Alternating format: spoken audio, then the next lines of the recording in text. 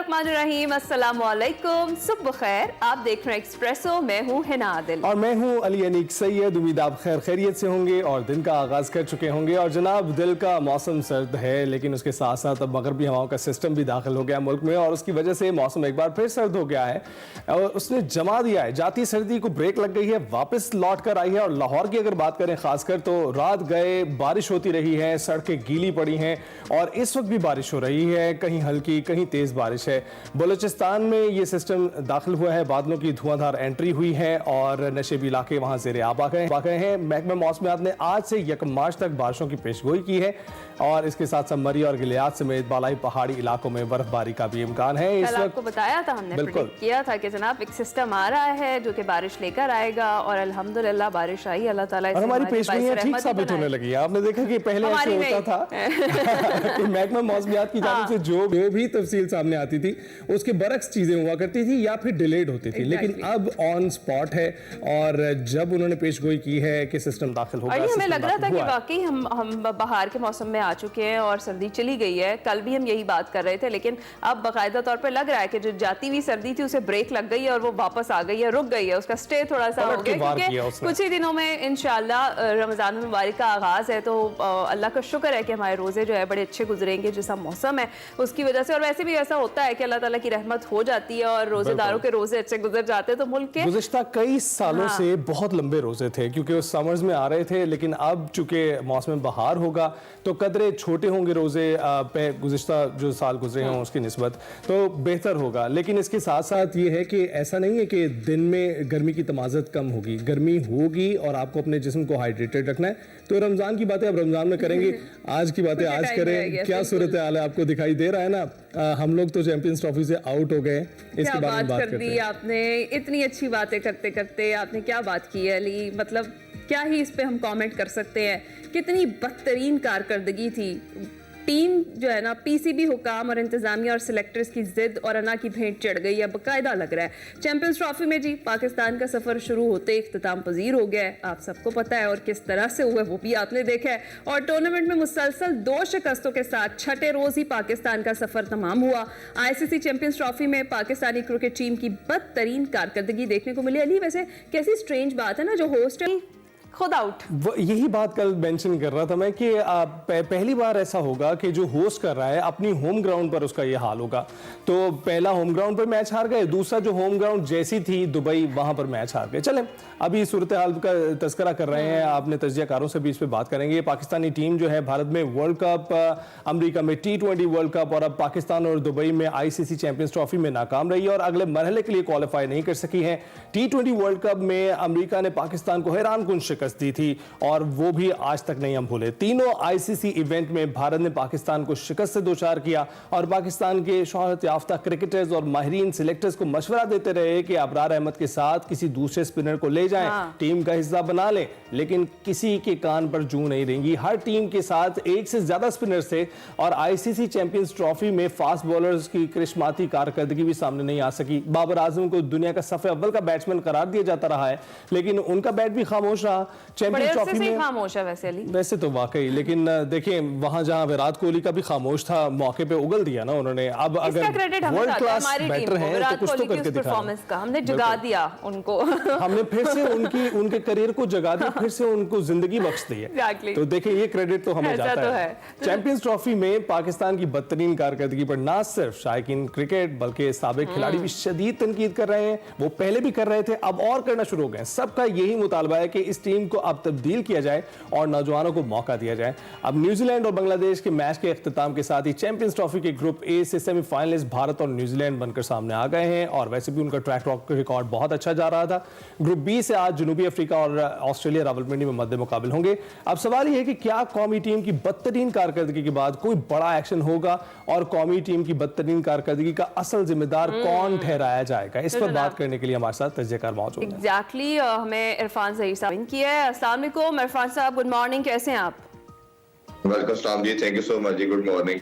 इरफान, आपको लगता नहीं है कि अब जो हालात हो गए हैं, अब this is the right time for the major surgery, जिसके बारे में बात की जा रही थी बड़े अरसे से लेकिन हुई नहीं, उखाड़ पछाड़ थोड़ी बहुत तो हुई, लेकिन अब एक बड़ी सर्जरी की वाकई जरूरत है? देखिए अनफॉर्चुनेटली पहले भी उखाड़ पिछाड़ तो कुछ भी नहीं हुआ। आप T20 वर्ल्ड कप के बाद हारे सर्जी का जिक्र किया गया, वहाब रियाज को हटाया गया, कोचिंग और वो सारे रोल में थे, जूनियर मैनेजर के रोल में थे, सीनियर मैनेजर के रोल में थे। 1-2 मंथ का रेस्ट दिया गया, उसके बाद दोबारा वो बोर्ड में ही थे, थोड़ा सा हटाया गया, बैकफुट पे लाया गया। अब वो डायरेक्टर है मेंटोर्स के, अब्दुल रज़ाक को हटाया गया, सिलेक्शन कमेटी में थे, वो अब जो पावर हिटिंग कैंप है वो चल रहा है, उसके वो हेड है। तो हटाया किसी को नहीं गया, चेयरों को चेंज करके उनको डिफरेंट रोल दे दिया गया है। और अभी भी कोई खास लगता नहीं है कुछ होगा, क्योंकि कुछ ऐसी कोई चीज हाँ, आपका सामने मतलब है हटाया नहीं गया, खामोश कराया गया। खामोश नहीं किया गया। उनको लगता ये है पाकिस्तानी जो अवाम है इसकी बड़ी शॉर्ट मेमोरी है, हाँ। और ये थोड़े बाद ये भूल जाएंगे, और फिर जैसे ही भूल जाएंगे हम आपको दोबारा ले आएंगे। तो ऐसे ही हुआ कि आपने रखा, और बताना चाहिए था ना। देखिए बताया भी कुछ नहीं गया, कि अगर मैं ये नहीं कहता कि उन्होंने गलत किया था या ठीक किया था, क्या किया था।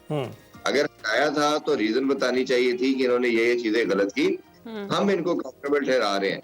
तो काउंटेबिलिटी का सिस्टम तो पूरे पाकिस्तान में नहीं है, किसी इदारे में नहीं है, किसी कल्चर ही नहीं है हमारा कि किसी को तो काउंटेबल कराया इरफान, जाए। अकाउंटेबिलिटी की जहां पर बात आती है, जो बाहर से कोचेज आ रहे थे वो बार बार मेंशन कर रहे थे इस बात को कि ऐसा सिस्टम चल रहा है जिसमें वो कुछ कर नहीं सकते हैं और हेल्पलेस फील कर रहे थे, और जिस काम के लिए उनको बुलाया गया था वो भी नहीं वो कर पा रहे थे, लेकिन उनको ही निकाल दिया गया। इस पर आप क्या कहेंगे?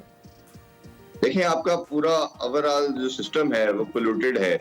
आपने साल 1.5 साल के अंदर 4-5 चेयरमैन पहले चेंज किए, फिर आपने 28 के करीब सिलेक्शन कमेटी के मेंबरान को चेंज किया, 6 हेड कोच चेंज किए। तो जब इतना ज्यादा केओस होगा, इतना ज्यादा प्रॉब्लम हो गई, 2-3 कैप्टन चेंज किए, तो डेफिनेटली उसका टिकल डाउन इफेक्ट आता है। लेकिन इस सारे मामले के अंदर चाहे जो कुछ भी होता रहा, ये लड़के जो है 14-15, इनका जो कोर था, इनका जो ग्रुप था वो सेम था, और इन्होंने जो एक आपस में एका किया हुआ था, और इन्होंने एक जो ग्रुपिंग की हुई थी पहले, और एक अपना स्टांस था कि हमने खेलना है, किसी दूसरे नए बंदे को आने नहीं देना। 2023 से मैं ये हमेशा बताता जा रहा हूँ, डिफरेंट अपने शो में भी और बाकी शोज में ये बात कर रहा हूँ। ये पाकिस्तानी क्रिकेट का डिबैकल स्टार्ट हुआ था जब सरफराज अहमद को हटाया गया, और जिस तरह पाकिस्तान को उन्होंने चैंपियन ट्रॉफी जिताई, 2 साल T20 में नंबर 1 रखा, एक सर्टेन ग्रुप आया, उन्होंने हाईजैक किया पीसीबी को, उसके बाद उन्होंने सरफराज को हटा के बाबर को कप्तान लगाया। पाकिस्तानी क्रिकेट का डिजास्टर उधर से स्टार्ट हुआ। उसमें फिर जो रोका गया वो विक्ट्री थी जो हमने भारत के खिलाफ 10 विकेटों से हासिल की। उसने और उस कप्तान ने ये कहा जी कि हमने विक्ट्री दे दी है, अब हम पाकिस्तानी क्रिकेट की हर चीज का फैसला हम करेंगे। उस टाइम चेयरमैन भी आए, उन्होंने उनको वो तमाम अख्तियार, वो तमाम कंट्रोल दे दिया कि वो उन्होंने अपने आप को समझा कि शायद मैं पाकिस्तान का एक वाहिद आदमी हूँ जिसको क्रिकेट पता है। उन्होंने फिर उस जात का उस तरीके से पाकिस्तानी क्रिकेट को डैमेज किया जिसकी कोई मिसाल नहीं मिलती। तो इरफान, आपको क्या लगता है अब जो हमने परफॉर्मेंस दी है उसके बाद अब बहुत सारी तनकीद तो पहले भी हो रही थी टीम की परफॉर्मेंस पर, क्योंकि बहुत देर से ही हम कुछ नहीं कर पा रहे परफॉर्म।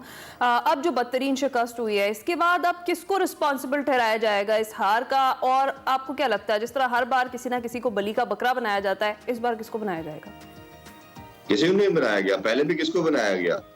किसी एक बंदे को भी नहीं बनाया गया। अभी भी देखिए 2 चीजें थी, मैं जिस तरह वो बात को अपनी कंप्लीट कर रहा था कि आपने जो 3-4 साल में आपने डैमेज पहुंचाया, तो डैमेज पहुंचाने के बाद आपने दूसरा सिर्फ फेस चेंज किया, क्राइटेरिया तो वही रहा। क्योंकि बाबर का जो क्राइटेरिया था कि किसी बच्चे को चांस नहीं देना, किसी को लेके नहीं आना, तो रिजवान उसका सबसे कोर मेंबर था, उसके उसी ग्रुप का, उसी पार्ट का।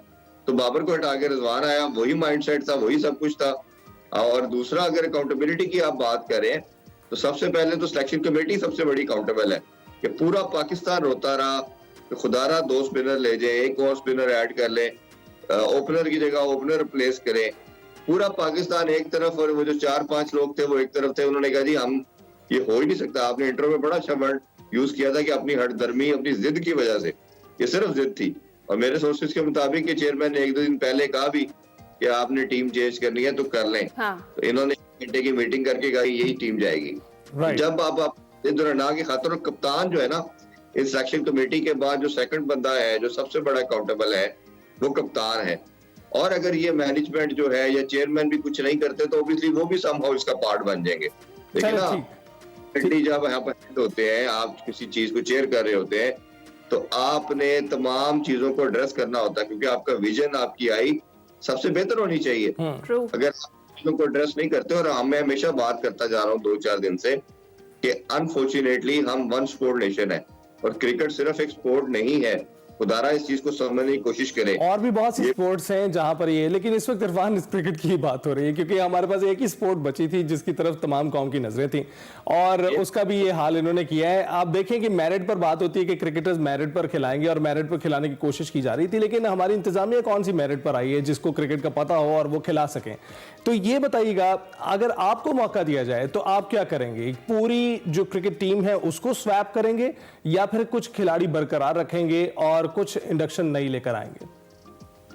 देखिए, दुनिया सारी में ना क्राइटेरिया ये होता है। मैं पहले वो लास्ट एक लाइन में कंप्लीट करना चाह रहा था कि ये पूरी नेशन को यूनाइट करती है, पूरी नेशन को प्लेयर प्रोवाइड करती है, पूरी नेशन को आपसे कहते हैं जोड़ती है। तो इसलिए मैं इसको इसलिए सिर्फ स्पोर्ट नहीं लेता। बाकी जो आपका भी क्वेश्चन है, मेरा ख्याल है बड़ा सिंपल फंडामेंटल है। आपने अगर इस स्पोर्ट को बचाना है, क्योंकि जब आपका कनेक्शन आपकी आवाम के साथ टूटता है, वो विक्ट्री से टूटता है। जब विक्ट्रीज मिलना बंद हो जाती है, तो आवाम का और जो स्पोर्ट का कनेक्शन टूटता है, वो स्पोर्ट्स ऑब्सोलीट हो जाती है, जैसे हॉकी और स्क्वॉश के साथ। अब करने का बड़ा सिंपल मेथड है। आप सिलेक्शन कमेटी को बिठाएं, कप्तान को बिठाएं, आप इन सीनियर प्लेयर को कहें कि जी आपने 3-4 साल आपने ये काम किया और आपने कुछ पाकिस्तान को विक्ट्री नहीं दिलवाई। आप क्रिकेट की रॉक बॉटम को आपने हिट करवाया। पूरी दुनिया 350 की क्रिकेट खेली, आप 250 से ऊपर ही नहीं जा रहे। ये दुनिया क्रिकेट है जिसमें 162 बॉलें डॉट खेली जा रही है, 152 बॉल्स आप डॉट खेली। दुनिया में इसकी मिसाल नहीं मिलती। मैं कहता हूँ रन से हार जाए, आखिर किसी टीम ने 2 खेलनी है, एक ने जीतना है, एक ने हारना है। बट ये हारने का कौन सा मेथड है कि आप आउट भी नहीं हो रहे, आप रन भी नहीं बना रहे। एग्जैक्टली। या आप आउट होंगे या आप रन करेंगे। ये कौन सी क्रिकेट है कि आप ना मार रहे हैं ना आप आउट हो रहे हैं। जैसे T20 वर्ल्ड कप के अंदर 40 पे 40 चाहिए था, 8 विकेट आपकी रिमेनिंग है, आप बॉल रोकते रहे। सेम इसी मैच के अंदर कप्तान देखे कर रहा है। सबसे बड़ा क्रिमिनल चीज ये है, 2 चीजें। बाबर और जब इमाम आउट हुए तो कप्तान और साउथ शकील ने एक तो पहले मैच खुद हरवाया, उसके बाद आपने जो बकाया 3-4 प्लेयर थे मिडिल ऑर्डर के, उनको मैसेज क्या दे रहे हैं ड्रेसिंग रूम में कि जाके जो भी आप 10-15 बॉलें खेलेंगे उस पे आपने 35-35 करके आना है। क्या ये इंटरनेशनल क्रिकेट में होता है? कोई दुनिया में मिलती। तो ये एक क्रिमिनल नेग्लिजेंसी है, ये क्रिमिनल, मैं ऐसे तो ऑफेंस कहता हूँ कि आप खुद भी बुरा कर रहे हैं और अगलों को भी बुरा करवा रहे हैं। अब करने 2-3 चीजें हैं। Coming back to your question, आप इन्हें अकाउंटेबल ठहराएं, इनको कहे जी हमने आपको फेयर टाइम दिया, सब कुछ किया, you did not perform, deliver नहीं कर सके, अभी आप बैठे, आप डोमेस्टिक में जाएं। अगर आप अपना माइंडसेट चेंज कर सकते हैं तो फ्यूचर में हम देखेंगे। अभी so far we don't want you any more. आपके पास टैलेंट बेतहाशा है। इनके ना सर्टेन ग्रुप है, सर्टेन एजेंट है, उन एजेंट के थ्रू इन्होंने पूरे मीडिया को भी हाईजैक किया हुआ है, सोशल मीडिया को भी हाईजैक किया हुआ है। उसके थ्रू कैंपेन करते हैं। इन्होंने 4-5 साल किसी बच्चे को चांस नहीं दिया। अगर दिया जाता था तो बाहर बैठता था, अगर आता था तो एक मैच की परफॉर्मेंस के बाद निकाल देते थे। जैसे इरफान खान न्यादी है, उस लड़के ने परफॉर्म करना शुरू किया, विदाउट एनी रीजन बाहर बैठा दिया। सुफियान मुकीम डेब्यू 4 आउट करता है, उसको रखा ही नहीं गया। फैसल अकरम मेरी नजर में हिस्ट्री का बेस्ट बॉलर बन सकता है, उसको इन्होंने किसी मैच में ओवर ही कंप्लीट नहीं करवाए। ये इस तरह को खराब करते हैं। एग्जैक्टली। फिर वो जो इल्जामात लग रहे हैं इरफान, वो फिर दुरुस्त ही है ना कि सारा पर्ची सिस्टम है और पूरा एक गैंग है जो किसी को आगे आने नहीं देता, और वो अब सारी चीजें खुलकर भी सामने आ गई हैं। वैसे आपको नहीं लगता जो कारकर्दगी ग्रीन शर्ट्स की रही है दोनों मैचेस में, उसके मुकाबले में बांग्लादेश की कारकर्दगी जो है वो ज्यादा इंप्रेसिव थी, थोड़ी बेहतर थी इंडिया और न्यूजीलैंड के खिलाफ? देखिए, green cap, green shirt, blazer की तो वैल्यू ही नहीं ना की। जब आपका मकसद ऑब्जेक्टिव सिर्फ सिस्टम को हाईजैक करना, वो पैसे बनाना है। इन्होंने अपने 2023 के अंदर, मैं लोगों को बार बार बता रहा हूँ, 2023 में ये जब नंबर 1 पाकिस्तान बनी थी ODI में, उन्होंने उसके बाद जो चेयरमैन थे उसको ब्लैकमेल किया। इन्होंने कहा जी हमारे 300% सेंट्रल कॉन्ट्रैक्ट के पैसे बढ़ाएं, हम नहीं खेलेंगे। वो बेचारे कमजोर थे, कभी श्रीलंका जा रहे हैं, फिर वो उस टाइम के चीफ सिलेक्टर इंतजामुल हक को लेके गए, उन्होंने मसला हल क्या हुआ, आपने 300% पैसे बढ़ा दिए। फिर वो पैसे इनके अकाउंट में नहीं आए। पाकिस्तान 2023 का वर्ल्ड कप खेल रहा था, इन्होंने उधर से मैसेज पहुंचाया, आपकी टीम हार रही है मैचेस, लड़के क्या मैसेज बोर्ड को दे रहे हैं कि हमारे पैसे बढ़ाएं, हमारे पैसे हमारे अकाउंट में नहीं आए। तो इनको शर्म आनी चाहिए कि आप नेशनल प्राइड के लिए खेल रहे हैं, पैसे आपके किसने खा जाने थे जब एक डिसीजन हो चुका है। फिर जैसे हफीज आया था डायरेक्टर, तो हफीज भाई ने बताया कि जी ये ड्रेसिंग रूम के अंदर बात क्या करते हैं, बात ये करते हैं कि मेरे पैसे बढ़ने चाहिए, मुझे लीग के लिए एनओसी मिलना चाहिए, यानी कि जो मैच हो रहा है उस पर कोई डिस्कशन नहीं करता। तो जब ये माइंडसेट होगा, इस तरह की सोच होगी कि पाकिस्तान को वैल्यू नहीं करते, तो आप देख लें जिसने भी इनको छेड़ने की कोशिश की है ये उसको हटा देते। वो ऐसा इन्होंने एक सिस्टम बनाया हुआ है कि हफीज को वेरी नेक्स्ट लेकिन मंथ हटा दिया। इरफान हम सारे का सारा नजला खिलाड़ियों पर तो नहीं डाल सकते, क्योंकि यहाँ इंतजामिया ने क्या किया, एन मौके पर पूरा स्क्वाड तब्दील कर दिया और स्क्वाड के ऊपर खिलाड़ियों की सजेशंस अपनी जगह पर, उनकी सिलेक्शन अपनी जगह पर। जो आवाम कहती रही कि आप ये किन खिलाड़ियों को लेकर आए हैं, इनके तो कोई ट्रैक रिकॉर्ड भी नहीं है, कहीं पर कोई चलने वाला नहीं है, तो उसके बावजूद भी सुनी गई। तो इंतजामिया के ऊपर क्या सवालिया निशान आता है? क्योंकि हम बहुत तारीफ करते हैं, अपने शो से तारीफ करते रहे हैं जब उन्होंने ये स्टेडियम्स बनाए हैं, उसकी तज़य्युन नौ की है और उसे खूबसूरत बनाया है, जो आईसीसी का इवेंट करा है, लेकिन खिलाड़ी उनकी हौसला अफजाई नहीं हुई। ओडीआई में हमारा करियर बहुत अच्छा था। मैं यही तो कह रहा हूँ कि ये सिस्टम को इन्होंने हाईजैक किया हुआ है ना, इंतजामिया को सरेंडर करते हैं, ये उसको मजबूर करते हैं इनकी बात माने। मैं यही तो कह रहा था कि अगर मोहसिन नकवी साहब चेयरमैन जो हैं वो नहीं अकाउंटेबल करते तो समहाउ वो इसका पार्ट बन जाएंगे, जिस तरह के पहले कुछ लोग बने। तो आपने अपने आप को इनसे सेपरेट करना है, आपने बताना है कि नहीं इन्होंने गलत किया है, हम इसको रेक्टिफाई करेंगे। तो जब तक रेक्टिफाई नहीं करेंगे तो कैसे होगा?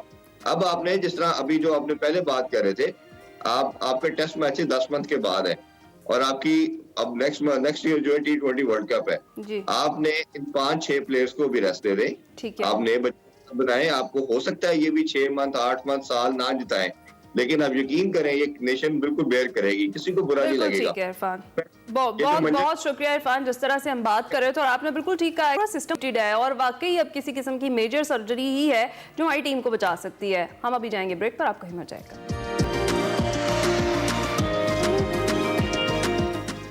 Welcome back to Expresso. और अब हम प्रोग्राम में बात करेंगे तंदूरी चिकन की। अली, तंदूरी चिकन का नाम सुनकर सुबह सुबह इस मजेदार डिश का पानी जो है ना, वो जायका आपको याद आ गया, मुंह में पानी आ गया होगा आपके।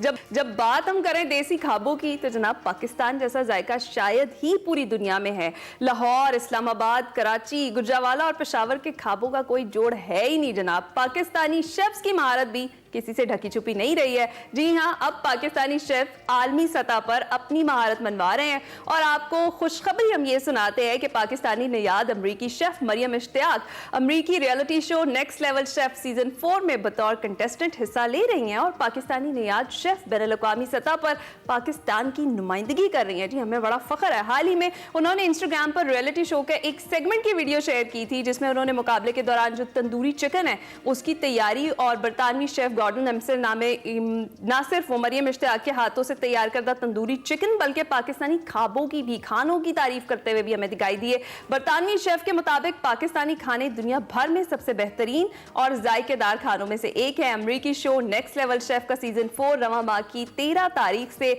शुरू हुआ है, जिसमें मुख्तलिफ ममालिक से ताल्लुक रखने और खाने पकाने के शौकीन अफराद और होम बेस्ड जो शेफ्स हैं वो हिस्सा ले रहे हैं। शो में पाकिस्तान की नुमाइंदगी करने वाली पाकिस्तानी नियाद अमरीकी शेफ मरियम इश्तियाक कितनी आगे तक जाती हैं इन्हें देखने। और अभी आपको एक्साइटेडली बताते हैं कि हमें ज्वाइन कर चुकी है मरियम इश्तियाक, उन्हीं से बात करेंगे। बिल्कुल Mariam, thank you very much for joining us. कैसी हैं आप?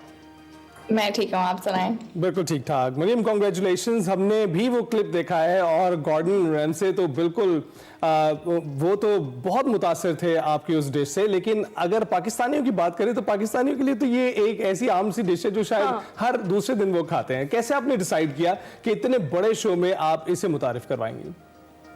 You know कि आई थिंक जब हम खानों के बारे में सोचते हैं हम ओवर कॉम्प्लिकेट करते हैं, राइट? जो चीज़ें हम खाते हैं वो दूसरे लोगों के लिए बहुत न्यू होती हैं और हर किसी की टेक्निक भी डिफरेंट होती है। जाहिर है कि जब मैंने ये कुक किया था तो वो तंदूर में नहीं बना था, it was not in the oven, it was done on the pan. तो उसकी वजह से लाइक मेरी टेक्निक बहुत डिफरेंट है। बट आई ओनली हैड कि मेरे पास लिमिटेड इंग्रेडिएंट्स थी शो के अंदर जब हम इंग्रेडिएंट्स ग्रैब करते हैं कंपटीशन के लिए। तो उसके हिसाब से यही चीज बन सकती थी, तो मेरे दिमाग में वो था, okay this is quick, this is easy, I have 20 minutes, let's do this. जबरदस्त जबरदस्त। और उसने कितना इम्प्रेस कर दिया गोल्डन मैम से को। अच्छा मरियम, लोगों में बड़ी ज़्यादा क्यूरोसिटी है कि इसके लिए मतलब आपने अप्लाई कैसे किया नेक्स्ट लेवल शेफ सीजन 4 के लिए, इसमें पार्टिसिपेट करने का आपको आइडिया कैसे आया? आइडिया बस लाइक मुझे हमेशा शौक था कि कुकिंग कंपटीशन में किसी तरीके से जाऊंगी किसी दिन, और जब टाइम मिलेगा जो भी होगा। सो मैंने एक साल जो है अप्लाई किया था, सो आई forgot about it for 2 years. Okay. It was last year कि मुझे कॉल आई थी ऑडिशंस के लिए कि producers love you, they want you on the show, and then we did auditions. That's great. तो मरियम ये बताइएगा कि यहाँ पर हम देख रहे हैं कि जो पाकिस्तानी खाने हैं उसमें तो बहुत मसाले होते हैं और गोरे मसाले नहीं खाते हैं, बल्कि वो तो मसालों से उनको अक्सर एलर्जिक होती है। तो फिर किस तरह से डिसाइड किया आपने कि आप ये कैसे मसाले इस्तेमाल करके आपने बनाया वो? तो मसाले की क्वांटिटी जो है बहुत कम होती है, राइट, कि उनके पास गरम मसाला नहीं होता, ये वगैरह चीज़ें नहीं होती। तो जब मैं तंदूरी चिकन बना भी रही थी तो मुझे बहुत चीज़ें खुद से बनानी पड़ी थी उस 20 मिनट्स के अंदर, कि मुझे गरम मसाला चाहिए तो सारे मिक्स करके उसको गरम मसाला पीस के बनाया था। So there is a lot of things that I did for that particular segment you saw. लेकिन I think times have changed. लोगों को बहुत वो क्यूरियोसिटी होती है दूसरी कुजीन्स ट्राई करने की, और जब हमेशा सोचते हैं कि हम साउथ एशिया के बारे में सोचते हैं तो हमारा दिमाग हमेशा इंडिया की तरफ जाता है, but there's so many dishes on both sides of the border, but the techniques are so different, and so I think people are starting to realize that, and I wanted to make sure that the judges knew कि पाकिस्तान था क्या, पाकिस्तान है। Okay Mariam, tell us more about yourself. Mariam का जो cooking journey है वो कब से शुरू हुआ? कब आपने रियलाइज़ किया कि भाई मैं बहुत अच्छा खाना पका सकती हूँ, या फिर आपको किसी ने मोटिवेट किया, या फिर आपने खुद ही से डिसाइड किया कि भाई मेरी कुकिंग बहुत अच्छी है और इस तरह के किसी रियलिटी शो में मुझे भी पार्टिसिपेट करना चाहिए? तो मैं हमेशा से पैशनेट थी कुकिंग के लिए। जब से मैं 10 साल की थी मैं मुल्तान में पली भरी हूँ, और मैं स्कूल भी मुल्तान में गई थी। उसके बाद जब जो है स्कूल में कंपटीशन हुआ था, 10 साल की थी, तो मटर पुलाव और चटनी की वजह से सेकंड प्लेस मिली थी, तो I was like oh this is so great. लेकिन अब जो है आई हैव किड्स, और इन 2020 आई थिंक 2020 मैंने डिसाइड किया था कि this is want to do, ये मेरा पैशन है, I should pursue it. So I quit my job and I started doing a lot of courses here and there to learn about culinary art and science behind food. So that led me to this part of my life. तो मरियम, अगर हम आपसे पूछें कि आपने एक programme में हिस्सा तो ले लिया अमेरिका में, पर पाकिस्तान में कुछ ऐसा प्रोग्राम आप खुद से करना चाहेंगे जिसकी जज आप खुद हों, और फिर यहाँ पर पाकिस्तान में भी ऐसा ही प्रोग्राम जिस तरह के नेक्स्ट लेवल शेफ का प्रोग्राम वहाँ चल रहा है, यहाँ पर हो सके? अगर पाकिस्तान ये चीज़ कर सकता है तो there is so much talent, क्यों नहीं? आपका कोई इरादा है? आप इनिशिएटिव लें। मेरा खुद का मैं खुद प्लान नहीं कर सकती, कोई और प्लान करे, मुझे बुलाए, मैं आ जाऊंगी। जबरदस्त, डेफिनेटली। अच्छा मरियम को खाने बनाने का तो शौक है, तो सबसे फेवरेट डिश मरियम की कौन सी है? मुझे कोरियन और जापानीज खाना बनाना बहुत पसंद है। We make a lot of short ribs, which is like beef shanks essentially, kind of. और हम उसको marinate करते हैं gochujang. So like I love Korean and Japanese flavors. So तो मरियम, कभी कोई डिश खराब हुई आपकी बनाते बनाते, जल गई हो, कोई सूरत हाल ऐसी हो कि खाने के काबिल ना रही हो? Yes. मेरी बच्चियां मुझे बता देती होती हैं कि अम्मी आज खाना नहीं बना सही। और वो कौन सी डिश थी जो ऐसे जली या खराब हुई? मैंने जब पहली दफ़ा क्या बनाया था, एक दफ़ा आई थिंक मैंने हलीम बनाने की कोशिश की थी एक दफ़ा, और वो नीचे से जल गया था। This is my first time making it, और उसके बाद मैंने हलीम नहीं लगाया था। ओके मरियम, आपकी फैमिली की फेवरेट डिश कौन सी है जो आप बनाती है और वो कहते हैं कि भाई वाह, हमें तो लग रहा है तंदूरी चिकन ही होगी? नहीं, निहारी, मेरे हाथ की निहारी पसंद है उनको। ओके निहार निहारी की तो कैलोरीज बहुत ज्यादा होती है, वहां पर तो कैलोरी कॉन्शियस बस हम पंजाबी हैं तो नहारी के बगैर हम रह नहीं सकते।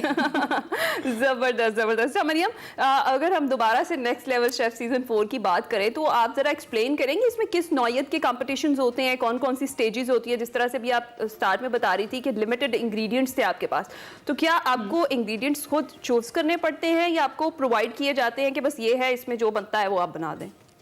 तो शो के अंदर 3 लेवल्स होते हैं, basement, middle kitchen and top kitchen. Basement के अंदर चीज़ें काम नहीं करती, स्टोव्स काम नहीं करते, ओवन काम नहीं करते, कुछ भी नहीं है, आपको इम्प्रोवाइज करना पड़ता है कम्प्लीटली। तो जो सेगमेंट आप लोगों ने देखा था वो ऑडिशन का हिस्सा था, तो you have to compete on every single floor to get drafted. Drafted का मतलब ये है कि जो है शेफ्स जो है ना 15 लोगों को अपनी टीम्स पे चूज करेंगे. So each chef gets a five team, like 5 people team. So there's a platform जो ऊपर नीचे होता है, उसके ऊपर इंग्रेडिएंट्स वो रख देते हैं और हमें वो उसका कोई आइडिया नहीं होती कि वो इंग्रेडिएंट्स हैं क्या. ओके. सारे उसके ऊपर भाग के उन चीज़ों को उठाते हैं जो आपके हाथ में लगती है, आप उसी से चीज़ बना सकते हैं. ये प्री प्लान कम्प्लीटली नहीं होता. सो जो आपके हाथ में आप उसी से चीज बना सकते हैं. ये तो बहुत डिफिकल्ट भी होता है. ये तो बहुत मुश्किल है, बहुत मुश्किल है. हमें तो अगर मिल जाए ऐसी चीज तो शायद हम कुछ बना ही ना पाए. अच्छा मरीम, ये बताइएगा कि घर में जब इतना अच्छा और जबरदस्त किस्म का शेफ मौजूद हो तो कोई मेहमान जब आते हैं तो क्या ये तवक्को लेकर आते हैं कि आज मरीम के हाथ के खाना जो है ना खाने को मिलेगा? जी वो ओवरवेलम हो जाता थोड़ा सा. मुझे लगता है कि पहले से ही बता देते होंगे कि आज मरियम आप ये बनाइएगा प्लीज. वो यू नो सरप्राइजिंग कि जब हमारे घर में वो लोग आते हैं खाना खाने के लिए, वो देसी खाने के लिए नहीं आते, वो मेरे हाथ की दूसरी कुजीन खाने के लिए आते हैं. राइट. तो ये बताएं मरियम, और भी बहुत सारी मरियम हमारे पाकिस्तान में मौजूद हैं जो बहुत सारे कारनामे आप ही की तरह अंजाम दे सकती हैं. क्या पैगाम देंगी आप उनको? मैं कहूँगी कि you know just do it, क्योंकि you are a blockage in your own life. You know, you just have to get out of your own head and do it. Even if the society tells you no, just do it. Okay, जबरदस्त. मरियम आप chef तो बेहतरीन हैं ही, आपकी smile भी बहुत अच्छी है. और let me tell you one thing, मैं आपकी फॉलोअर हूँ और मैंने आपकी जो ब्रोथ की रेसिपी है खुद भी ट्राई की हुई है, बहुत ज़बरदस्त है. और डेफिनेटली जो अभी आप इस लेवल तक पहुंची हैं तो आपके अंदर टैलेंट है जनाब, और आप यहाँ तक पहुंची. आपका बहुत शुक्रिया मरियम कि आपने एक्सप्रेसो में हमें ज्वाइन किया, हमें टाइम दिया, अपने इस जर्नी के बारे में एक्सप्लेन किया, किस तरीके से नेक्स्ट लेवल सीजन 4 तक आप पहुंची है और आगे का आपका जो सफ़र है वो किस तरह से चल रहा है और किस तरीके से लोग पार्टिसिपेट कर सकते हैं. So much. अभी हम जाएंगे छोटी सी ब्रेक पर, आप कहीं मत जाइए.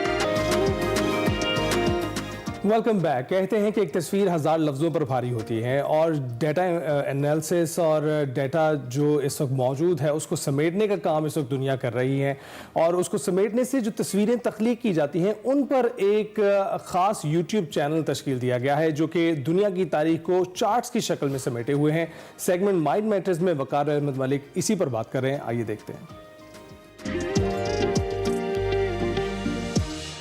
अस्सलाम वालेकुम नाज़रीन, मैं वकार अहमद और आप देख रहे हैं माइंड मैटर्स. डाटा बहुत ज़्यादा है और इसको एक ऐसी शक्ल में लेके आना कि जिससे इसके अंदर एक तफ़हीम पैदा हो. इसका एक मकसद तो ये होता है जब हम इसको विजुलाइज़ करते हैं, चाहे वो ग्राफ्स की शक्ल में है, और दूसरा इसका मकसद ये होता है कि बहुत ज़्यादा डाटा को किसी एक ही जगह पे एक मखसूस शक्ल में, यानी उसकी एक शक्ल ऐसे वाजे करना कि हमें उस पूरे डाटा से गो थ्रू ना होना पड़े, बल्कि उसकी एक समराइज्ड शक्ल हो. तो इस हवाले से एक बहुत ही अच्छा चैनल है, मैं उससे बहुत ज़्यादा मदद भी लेता हूँ, और वो है यूज़फुल चार्ट्स. इसमें हर चीज़ जो है वो चार्ट्स से बताई गई है, वो चार्ट से समझाई गई है.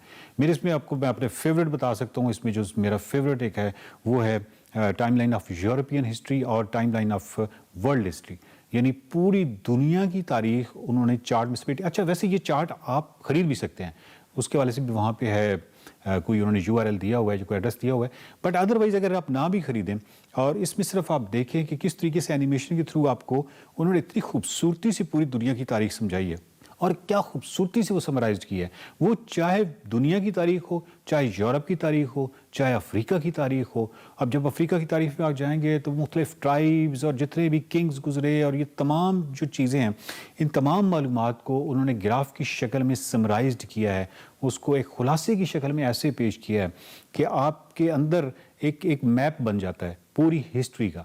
बिल्कुल इस तरह जब दुनिया की तारीख का आप वो चार्ट देखते हैं तो पूरी दुनिया की तारीख का एक मैप बन जाता है, और वो जो मैप है, वो जो सीक्वेंस है, वो बहुत ज़रूरी होता है। हम अमूमी तौर पे जो रोमन बादशाह हैं उनके हवाले से सुनते हैं या पढ़ते हैं, लेकिन एक चार्ट आप उठाते हैं, इसमें से यानी एक वीडियो उठाते हैं और उसको प्ले करते हैं, उसका आपको मालूम होता है कि वो जितने भी रोमन बादशाह हैं उनके हवाले से ये चार्ट है। तो हमें एक्चुअली हर रोमन बादशाह के एग्जैक्ट प्लेस या वो कब आया और किसके बाद आया और उसके बाद कौन आया, इसका हकीकी तौर पे इदराक हो जाता है। बिल्कुल इस तरह आप एक चार्ट उठाइए पीरियोडिक टेबल के हवाले से। पीरियोडिक टेबल जो है वो मुख्तलिफ स्टेजेस से हो के गुजर के इसकी भी एक एवोल्यूशन है, इसका भी एक इर्तका हुआ है।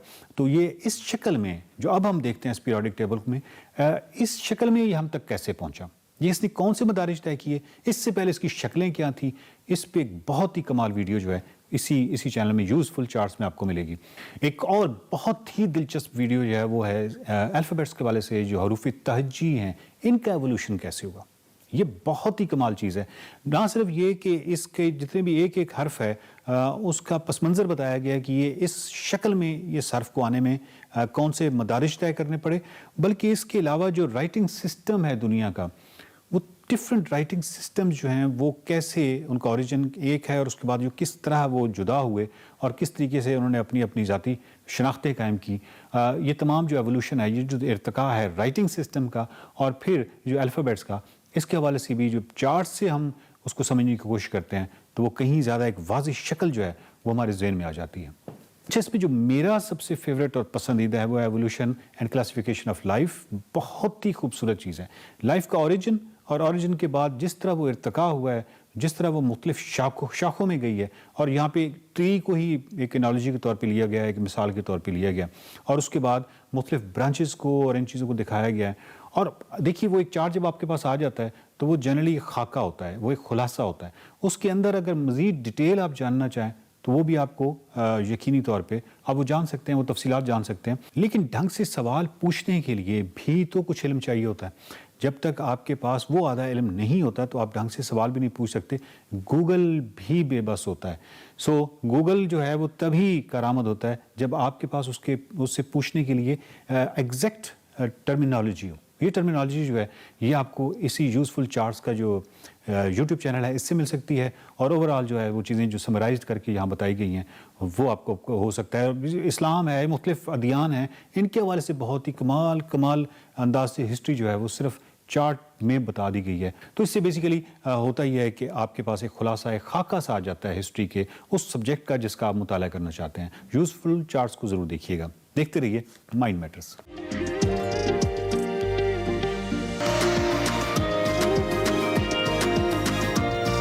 के दूसरे हिस्से में खुशामदीद जी। टॉप ऑफ द आवर हम बात करेंगे, गुज़िश्ता वीकेंड पे एक लाहौर के शायान शान लिटरेरी फेस्टिवल का इनेकाद किया गया था।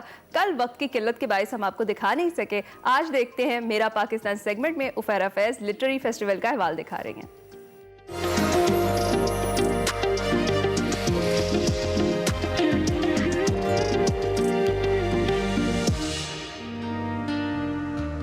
अस्सलाम वालेकुम जी, मैं हूँ फेरा फैज़ और इस वक्त हम अलहमरा आर्ट काउंसिल के बाहर मौजूद हैं जहाँ पर 13th लिटरेचर फेस्टिवल का आगाज़ हो चुका है।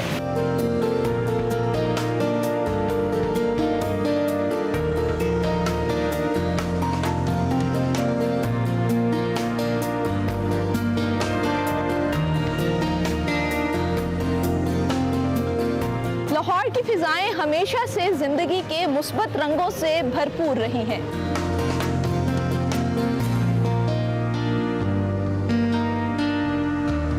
और ये अदबी मेला भी इसी बात की अक्कासी करता है।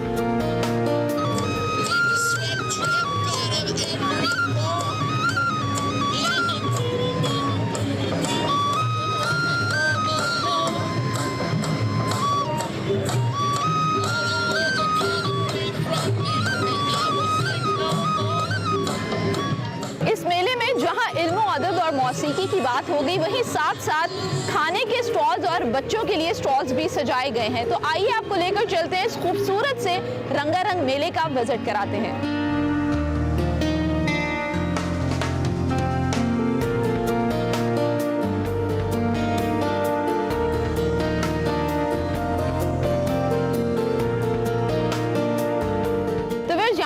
छोटे छोटे बच्चे हैं ये एक्टिविटी में मसरूफ हैं, इनसे हम बात करते हैं। अस्सलाम वालेकुम। वालेकुम मुझे ये अस्सलाम। बताएं कि आप क्या एक्टिविटी करवा रही हैं बच्चों को? मैं इनको बुक के हवाले से करवा रही हूँ कि लाइब्रेरी में बुक्स जो हैं वो कैसे रीड आउट करते हैं, बच्चों को इंटरेस्ट हो बुक्स में। तो ठीक है, तो आज कौन सी कहानी आपने सुनाई है यहाँ पे? मैंने इनको सुनाई है ढींचू ढींचू। ठीक है, और ढींचू ढींचू में बच्चे काफ़ी इंटरेस्ट कर रहे हैं कि यहाँ पे आके पेंटिंग कर रहे हैं। ठीक है। अच्छा, मैं बच्चों से बात करती हूँ। अस्सलाम वालेकुम। वालेकुम सलाम। क्या नाम है आपका? आयजा शर्जील। आयशा, मुझे ये बताओ, ये जो ढींचू ढींचू कहानी है इसमें क्या सीखा आपने? इसमें मैंने ये सीखा कि गरूर हमें नहीं करना चाहिए, गरूर बुरी भला है और अगर हम किसी के साथ बुरा करते हैं तो हमारे साथ भी बुरा होता है। वाह, जबरदस्त, ये तो बड़ा अच्छा आपने मैसेज सीखे। तो मुझे बताओ कि आप आज अकेले आए हो या अपने फैमिली के साथ आए हो? आज मैं अपने कजन्स के साथ आई हूँ, इन सबके साथ। वाह, तो आपकी नज़र में इस तरह के जो फेस्टिवल्स हैं या ये जैसा ये स्टॉल है, तो ये कितना इम्पोर्टेंट है छोटे बच्चों के लिए? कुछ सीखने को मिलता है? इससे हम नए तरह के स्टोरीज सीख सकते हैं और हमें सबक मिलता है अच्छा, और हम ड्राइंग में भी ज़्यादा अच्छे हो सकते हैं अगर हम ड्राइंग सीखते हैं तो। ज़बरदस्त, thank you so much.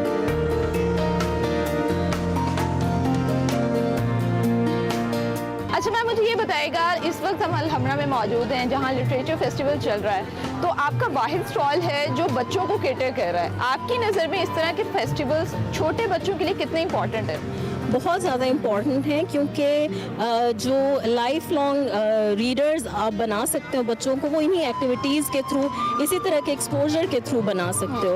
And it's very important to develop reading habit, क्योंकि अगर इस एज में नहीं वो हैबिट डेवलप होती तो फिर वो बड़े होते होते भी नहीं होती है। So it's very important for the kids to get expose to materials और activities like these. Also in festivals का, अदर देन, मैं अपने स्टॉल के अलावा भी मैं ये कहना चाहूँगी कि इन सारे स्टॉल्स के अंदर जितनी भी एक्टिविटीज़ या हॉल्स के अंदर जो भी सेशंस हो रहे हैं वो सारे they are all about our literature, our history. So I think exposure to, बेशक वो उन बच्चों के लिए अगर एज अप्रोप्रिएट नहीं भी है इस वक्त, वो बहुत बड़ी बड़ी डिस्कशंस हो भी रही हैं, तो if they get used to visiting such places ना, तो उनकी लाइफ का हिस्सा बन जाता है। They get attracted to these events all their life और then they want to participate in these things.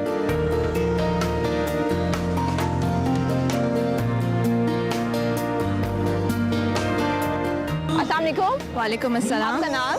Azka. Azka, मुझे ये बताओ कि इस तरह के इवेंट्स में आके कैसा फील होता है? ख़ास तौर पे आप यंगस्टर हो तो कैसा फील होता है?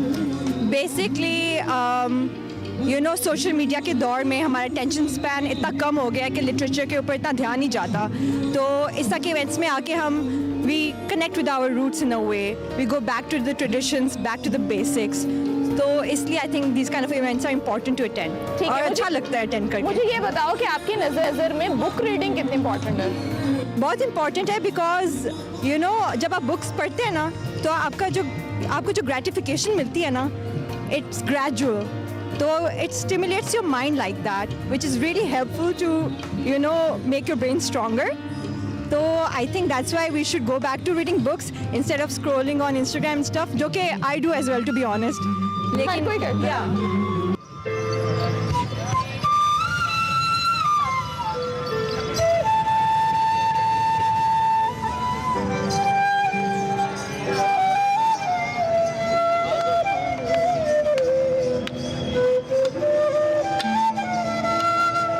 अच्छा आफ्ताब साहब, मुझे ये बताइएगा कि इस तरह के फेस्टिवल से किताब फरोशी में हेल्प मिलती है? जी बिल्कुल मिलती है, क्योंकि यहाँ फिर फैमिली जब देखती हैं तो इंटरेस्ट लेती हैं और बच्चों को भी लेके देती हैं और अपने लिए भी लेती हैं। ठीक है। तो इस तरह के फेस्टिवल में अगर बुक स्टॉल नहीं है तो समझ लें कि आप बच्चों को किताब से महरूम कर रहे हैं। तो लोगों का किस तरह का रिस्पॉन्स है?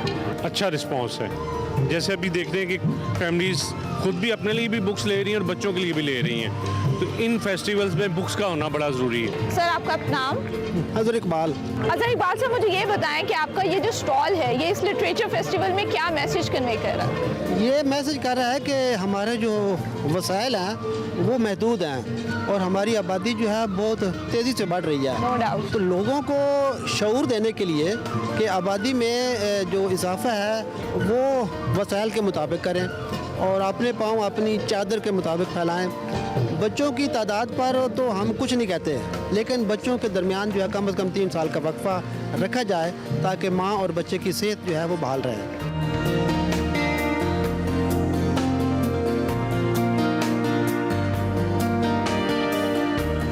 अस्सलाम वालेकुम। जी वालेकुम अस्सलाम। सर मुझे ये बताइएगा कि हमारा जो अदब है वो माशरती तकसीम को कम करने में क्या किरदार अदा करता है? बहुत ज़बरदस्त सवाल है और बहुत बेहतरीन किरदार अदा करता है। सबसे पहली बात तो ये कि जो लफ्ज़ अदब है उसके मानी देखें, दुनिया में शायद किसी और ज़ुबान में अदब और अदब एक तरह से नहीं है जो उर्दू ज़ुबान में है।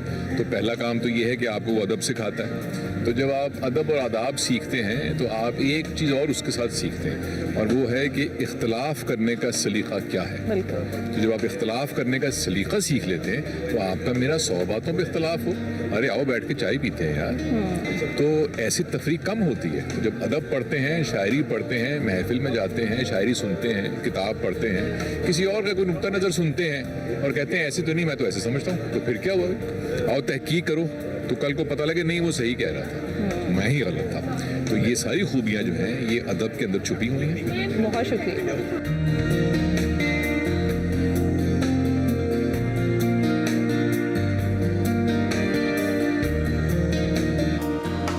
तो आपके बच्चे वैसे बुक रीडिंग में कैसे हैं? बुक रीडिंग में अच्छे हैं। अच्छे हैं, शौक है उन्हें? थोड़ा बहुत। थोड़ा बहुत। अच्छा, आपसे मैं ये जानना चाहूँगी कि हमारे शहर में इस तरह के फेस्टिवल होते हैं, ख़ासतौर पे लाहौर में, तो आपकी नज़र में ये फेस्टिवल कितने इम्पोर्टेंट है ख़ासतौर पे बच्चों के लिए, क्योंकि आप फादर भी हैं, तो कैसे देखते हैं इसको? देखिए ना, बच्चों के लिए क्रिएटिविटी का और उस चीज़ का बड़ा अच्छा मौका है। बच्चों को पता लगता है आर्ट क्या है, कल्चर क्या है, लिटरेचर क्या है, उसी से इनको पता लगता है। अभी जो बच्चों की अभी जो कंडीशन है उनको सिर्फ गेम्स का पता है, वो ब्लॉग्स खेल लेंगे और इस तरह की गेम्स खेल लेंगे, वो मतलब रियलिटी की दुनिया में से बाहर हैं बिल्कुल। ठीक है। यहाँ आके उनकी जरा आंखें खुलती हैं, उनको पता लगता है कि रियलिटी क्या है।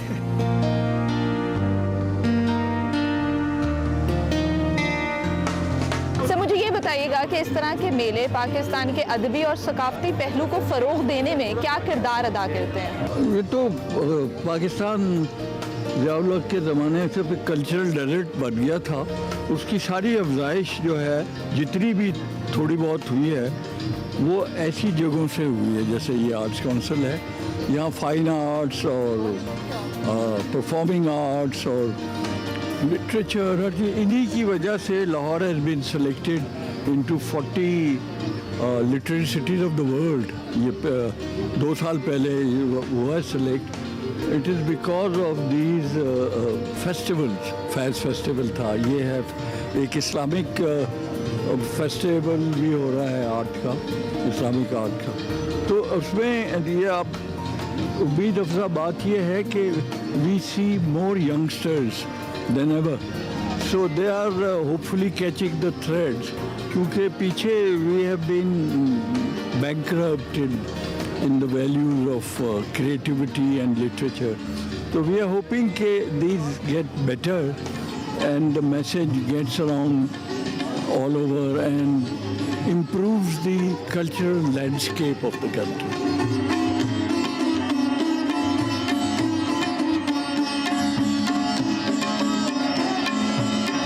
नाज़रीन, ये अदबी मेला ना सिर्फ इल्म फ़नून का जश्न है बल्कि ये हमारे माशरे के मसाइल पर गुफ्तगू करने का अहम ज़रिया भी है। इसी के साथ मुझे इजाज़त दीजिए और देखते रहिए एक्सप्रेसो।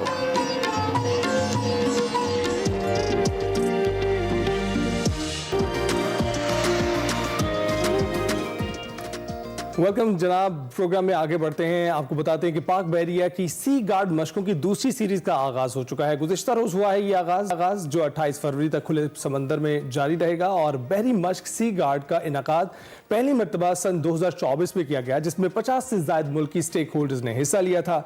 ये मश्क मुश्तरका ऑपरेशन की सलाहियतों को बेहतर बनाने और मैरीटाइम सिक्योरिटी को दरपेश नए चैलेंजेस से नबरदाजमा होने के लिए एक संगे मील के तौर पर इस्तेमाल होगी।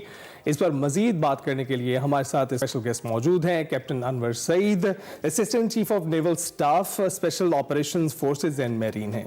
अस्सलाम वालेकुम सर, कैसे हैं आप?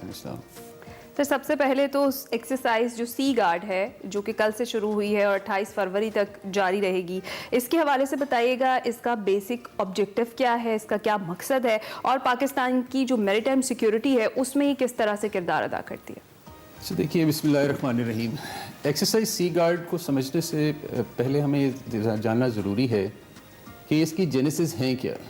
जो concept of comprehensive national security जो हमारी नेशनल सिक्योरिटी पॉलिसी के अंदर इंश्राइंड है, ये अपनी जेनेसिस वहाँ से और कॉन्सेप्चुअल वहाँ से ड्रॉ करते हैं। अब जैसे आपकी कॉम्प्रिहेंसिव नेशनल सिक्योरिटी आपको रिकॉल करती है, रियलाइज़ करती है both traditional and non traditional threats, challenges and opportunities को, तो और जो कि ह्यूमन सिक्योरिटी और स्टेट सिक्योरिटी पे इम्पैक्ट करती हैं और इफ़ेक्ट करती हैं। Sea guard exercise primarily non traditional threats जो कि मैरीटाइम सिक्योरिटी को दरपेश हैं, उनके चैलेंजेस, थ्रेट्स और उनकी अपॉर्चुनिटीज़ को रियलाइज़ करती है, और ये एक ऐसा वेन्यू प्रोवाइड करती है तमाम नेशनल स्टेक होल्डर्स को कि वो अपने रिस्पेक्टिव मैरीटाइम सिक्योरिटी से रिलेटेड प्रोसीजर्स, अपने जो टैक्टिक्स हैं उनको रिव्यू करें, उनको रिफाइन करें एंड सब्सिक्वेंटली फिर उनको इम्प्लीमेंट किया जा सके for an effective response generation. बिल्कुल बिल्कुल ठीक। और JMICC का तस्वुर, अहमियत क्या है, और JMICC किस किस्म की कोऑर्डिनेशन और ऑपरेशंस के हवाले से जान जाती है? देखिए, अगर मैं JMICC के कॉन्सेप्ट के बारे में आपको बताऊं तो JMICC का कॉन्सेप्ट है एक ऐसा centre of excellence which will act as a fusion centre and be able to disseminate information to all national stakeholders for actionable intelligence। और actionable intelligence का मतलब ये है कि एक ऐसी इंटेलिजेंस जिसके ऊपर एक्शन किया जा सके और रिस्पांस जनरेशन बेहतर हो सके। अब ये एक नर्व सेंटर है जिसका फंक्शन कलेक्शन ऑफ डाटा है, कोलेशन ऑफ डाटा है and then subsequently dissemination of data है to respective national stakeholders. और प्राइमरीली मकसद यही है कि तमाम नेशनल स्टेक होल्डर्स एक प्लेटफॉर्म पे मौजूद हों और वो अपने प्रोसीजर्स को देखते हुए रिस्पेक्टिवली कोलैबोरेटिव अप्रोच के ज़रिए किसी भी थ्रेट को, किसी भी चैलेंजेस को मिटिगेट कर सकें और अपने रिस्पांस को बेहतर कर सकें। ओके, ज़बरदस्त। और सर अभी रिसेंटली हमने देखा अमन मशक़ें जो हैं 2 हफ्ते कबल वो ख़त्म हुई और उसके बाद अब जो सी गार्ड एक्सरसाइज है ये शुरू हो गई है। कैन यू प्लीज़ एक्सप्लेन कि इन दोनों में फ़र्क क्या है और दोनों की अलग अलग ज़रूरत क्यों पेश आती है? देखिए, बुनियादी फ़र्क दोनों एक्सरसाइज में ये है कि अमन एक्सरसाइज एक मल्टी नेशनल एक्सरसाइज है जो हर 2 साल बाद हम यहाँ मुनक्किद करते हैं, और इसकी पार्टिसिपेशन, इसका स्कोप, इसकी ऑब्जेक्टिव्स डिफरेंट हैं as compare to sea guard exercise. Aman exercises के अंदर regional countries, extra regional countries, अभी माशाल्लाह इस दफ़ा जो अमन 25 कंक्लूड हुई है इसमें ओवर 60 कंट्रीज से ज़्यादा की पार्टिसिपेशन और बड़ी हेल्दी पार्टिसिपेशन हमें मिली है। जबकि सी गार्ड एक्सरसाइज एक नेशनल लेवल की एक्सरसाइज है जो कि तमाम नेशनल स्टेक होल्डर्स जो हैं उनके लिए एक ऐसा फोरम है जहां पर कि वो आके बैठें और अपनी कोऑर्डिनेशन, कोऑपरेशन के एस्पेक्ट्स को for both collective and collaborative security improve कर सकें in terms of maritime domain. अच्छा, ये बताइएगा कि पाकिस्तान का जो बहरी शोबा है इसको रिवायती और गैर रिवायती ज़राए से रियल टाइम में किन खतरात का सामना है?